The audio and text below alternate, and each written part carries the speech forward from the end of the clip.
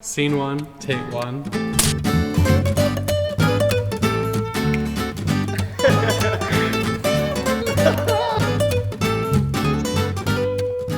We were all nervous, especially at the first meetings where you see everybody.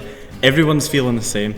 You are all nervous. You do have that little bit of edge where you're not wanting to make that first move to go and speak to people, but it's so worth it. You're basically just chucked into the deep end of being an adult in like a second and that's so scary, but at the same time you need to take that as an opportunity to really learn Chinese, because you're in Tianjin, no one speaks English. They'll just speak Chinese at you even if your Chinese level isn't at a level to understand. So that's quite good actually for just immersing yourself in the language, and eventually after a month or two you'll be able to catch up with the level of the language and understand the classes properly.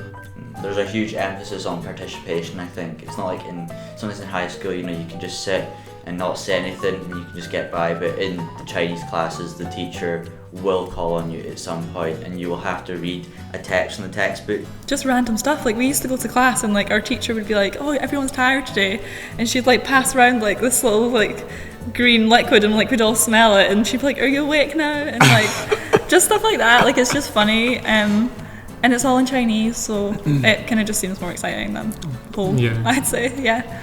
There is a large difference in the way foreigners are treated in China. Anyone who's been can tell you that. You'll expect people to ask you questions, ask you where you're from, deny where you tell them, then tell you you're not from there.